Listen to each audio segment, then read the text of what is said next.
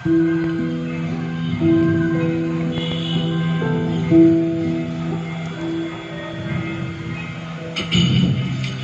को मेरा प्रणाम।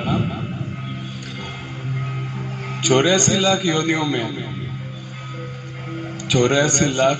में केवल मनुष्य ही ऐसा प्राणी है जो पैसा कमाता है, ठीक है।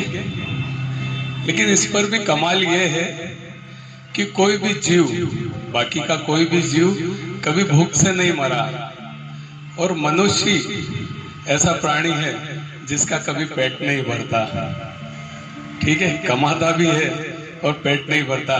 जीव जंतु जो कुछ भी नहीं कमाते लेकिन फिर भी वो कभी भूख से नहीं मरे। तो एक बहुत अच्छी स्टोरी है जिस पे जो आपके जीवन में बहुत बड़ा बदलाव करेगी, हमारी सोच के अंदर बदलाव करेगी, ठीक है। हम दूसरों के जो सुख से परेशान हैं, बहुत सारी परेशानियां तो हमें अपना दुख के कारण नहीं है, दूसरों के सुख के कारण है ना, कि ये इतना सुखी क्यों है। बहुत सारे लोगों की ये भी परेशानी है। उसी के लिए आज ये एक स्टोरी है। गांव में एक व्यक्ति रहता है, भगवान का बहुत अच्छा भक्त रहता है, उनकी बहुत तपस्या करता है और इतनी तपस्या करता है कि उसका लक्ष्य ही रहता है कि मुझे भगवान को पाना है, भगवान से आशीर्वाद लेना है, भगवान से वचन लेना है। तो बहुत तपस्या करने के बाद भगवान प्रसन्न होते हैं, उसको दर्शन देने आते हैं। वो बोलते हैं, बोल, मैं तेरी तपस्या से प्रसन्न हूँ, खुश हूँ, मांग क्या मांगता है, पर एक शर्त है, जो भी मांगे मेरी एक शर्त रहेगी, तुझे जो मिलेगा तेरे गांव वालों को, पूरे गांव वालों का उसका डबल मिलेगा, ठीक है। वो कहता है ठीक है, जो भी है, मैं अभी तो एक बार मांग रहा हूँ, फिर वापस और कुछ जरूरत लगेगी तो फिर मांगूंगा। तो ठीक है, मांग। बोले, प्रभु मेरे पास अच्छा बंगला नहीं है, अच्छी कोठी नहीं है, मुझे 10 मंजिल का बंगला चाहिए, ठीक है। भगवान बोलते हैं तथास्तु। उसका 10 मंजिल का बंगला बनकर तैयार हो जाता है। लेकिन जब वो देखता है तो गांव में सबके 20 मंजिल के मकान बन के तैयार हो जाते हैं, क्योंकि सबको डबल मिलना था, ठीक है। अब वो घर से निकलता, बाजार जाता, देखता तो उसे बड़ा दुख होता कि साला तपस्या मैंने करी, सब कुछ मैंने किया, पूरी मेहनत मैंने करी, और ये गांव वाले फ्री में मजे मार रहे हैं, सबको 20-20 मंजिल का मकान मिल गया और मेरा 10 मंजिल का ही। उसको बड़ा दुख होता है कि यार सब मेहनत मेरी और उसके बाद ये लोग कैसे, बहुत दुखी होता है। लेकिन क्या करें, फिर वापस से एक बार तपस्या करके भगवान को प्रसन्न करता है, फिर बुलाता है और अब बोलता है कि भगवान, मेरे पास बचपन से सपना था, मेरे को मुझे कार चाहिए, एक अच्छी कार मुझे दे दो, ठीक है। भगवान बोलते हैं तथास्तु। उसके घर के बाहर एक कार आके खड़ी हो जाती है। लेकिन सब गांव वालों के घर के बाहर कितनी कार खड़ी हो जाती है? 2। तो सब घर के बाहर 2, इसके घर के बाहर 1। फिर ये बाजार जाए तो इसको बड़ा दुख हुआ, मेरे पास एक ही कार और मेरे कारण सबको 2-2 कार मिल गई।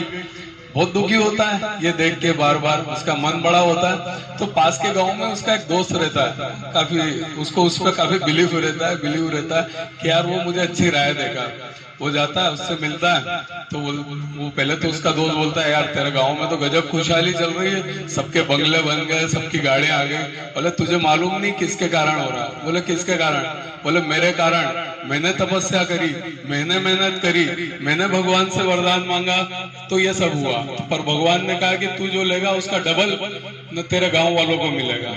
तो ठीक है, उसका दोस्त ये बात सुनता है, बोले यार अब तू ही बता, मेरे को बड़ा दुख होता है यार, मैं निकलता हूँ और सबके बड़े बड़े मकान देखता हूँ और मेरे कारण मिले, उनने तो कोई मेहनत भी नहीं करी, उनको कार मिल गई। तो बोलता है कि एक काम कर तू, वो एक राय देता है उसको कि अब के तो भगवान को प्रसन्न करके ये मान, ठीक है साहब। वापिस से तपस्या और भगवान प्रकट होते हैं। भगवान बोलते हैं, बोल क्या चाहिए? बोले भगवान मुझे एक आंख से काना कर दो, ठीक है। क्या मांगता है? कि मुझे एक आंख से काना कर दो, मेरी एक आंख खत्म कर दो, ठीक है। भगवान बोलते तेरी ये इच्छा है तो ले, तथास्तु। वो तो ठीक है, एक आंख से अंधा हो जाता है और पूरे गांव वाले दोनों आंख से अंधे हो जाते हैं, क्योंकि डबल मिलेगा ना। अब वो निकलता तो उसको बड़ा आनंद आता कि देखो सब अंधे हो गए, है ना। तो उसके आनंद का ठिकाना नहीं रहा कि ये बहुत अच्छा रहा, मैं तो एक आंख से ही और सब 2 आंख से अंधे हो गए।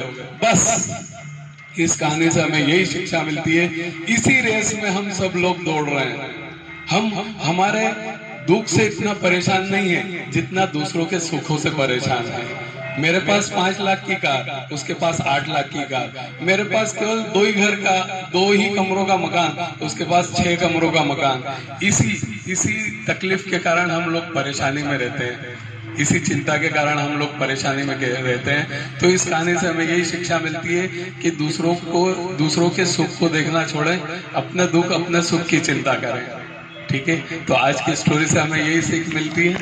और मेरा ये प्रयास सार्थक हो और आपके जीवन में कुछ अच्छा परिवर्तन आए, इन्हीं आशाओं के साथ एक कविता, और एक कविता के बाद हम अगले प्रयोग में प्रवेश करेंगे। कि कई बार अपने आप